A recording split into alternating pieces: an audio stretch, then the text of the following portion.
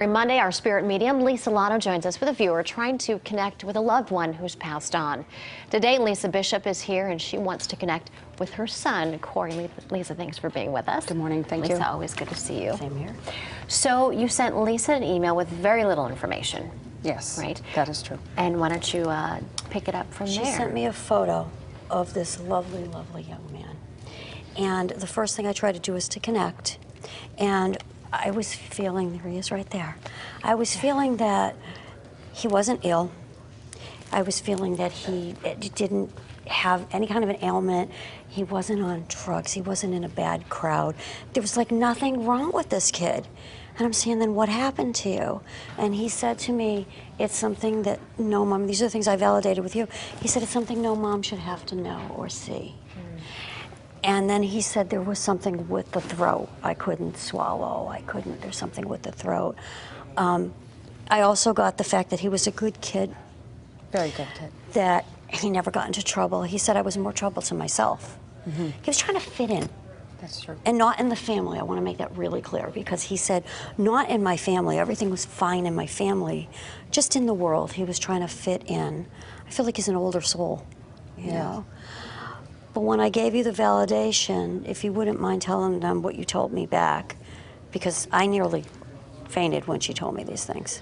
Yeah, it is true. You didn't know anything about me. I found out from her, from a friend, and when she asked me the question about Corey's throat, Corey was actually brutally murdered, and his throat got slashed several times. And unfortunately, the killer finished him off with Corey's own shoelace. So that was the throat. And I found it so eerie for her to know that, because, you know, not a lot of people, even though the trial's over, that was not brought up.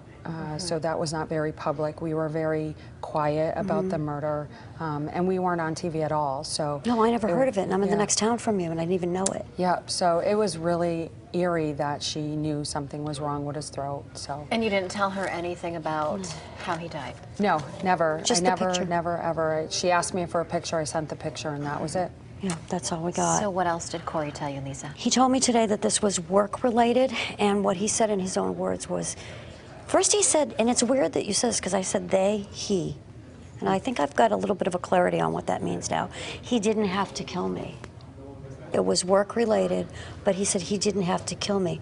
And I'm saying, what's with the they? And he said, this guy, and for the public's sake, he is behind bars. So this is not an open case that we're talking about. And Lisa, I think our viewers might be asking the question, what, was it a robbery? Yes. It was. Corey went to work that evening, and he delivered pizza, and it's no big secret. Everybody knew he was delivering for a pizza company, and he went out on a delivery, and the gentleman was not there the first time out, and he was actually sent back out on the delivery after being told there was an abandoned lot. And when Corey went back out the second time, he was actually kidnapped at knife point and forced to the trunk of the car. And you asked me about that. I You did. asked me the one question that I asked you, what did you want to know? And Mom wanted to know if he was scared in the trunk of the car. Yeah. I have to be honest, I will tell you the truth. I feel a calm come over him, a calm. And you said he's a big guy. He is. He's Why 6'1". did you get in the car? He was thinking of you. You're very close. He would, I'm not going to say he gave himself like a sacrifice type thing, but he was doing whatever he could. Let me do what this guy says, because he didn't want to hurt his mom. Yeah. He didn't want to hurt his mom. Yeah.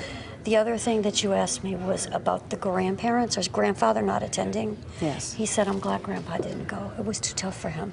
Yeah. He knows that he's there in his heart, but he's happy that he didn't go to the services. Lisa, I can't imagine what that tremendous loss is like to go through as a parent, you know, for your family. But, you know, how do you feel now after hearing what Lisa's told you? You said you wanted to know one thing specific, if he was afraid. It makes me feel better knowing Corey was a big guy. He was 6'1". He was 275 pounds. So imagine being in a trunk of a car for 2.5 hours. So that was my concern, that I can't imagine what he went through. He was okay. He thought he was going to get away. He thought he was going to get out of it. And he did say, I didn't see it coming. And I feel like he really didn't see this coming. I know the position that he was in and everything physically, but he did not see it coming. This kid had a lot of faith. Yeah, he had a lot of faith. He's talking about cars. He's talking about history. He likes history. And he showed me the little girl in the green room, who you'll see later, with her hot cocoa. And I said, "What's that?" And he said, "Because I love hot cocoa. Have a cup of hot cocoa for me, Mom." Yeah, that is true. He's with you all the time. Yes, I do believe that.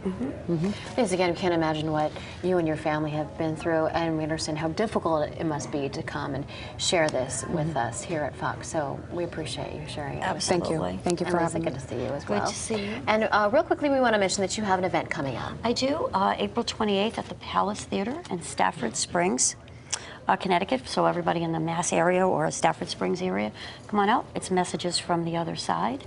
And we'll have a lot of fun, a lot of messages, and a psychic question segment as well. All right, great, ladies. Thanks for joining us this morning. Now, if you're interested in talking to our spirit medium about a loved one who's passed away, just send Lisa an email. It's mediummondays@yahoo.com. Include a picture and your email address. And you must be available to come on the show Mondays between 9 and 10 a.m. We'll be right back.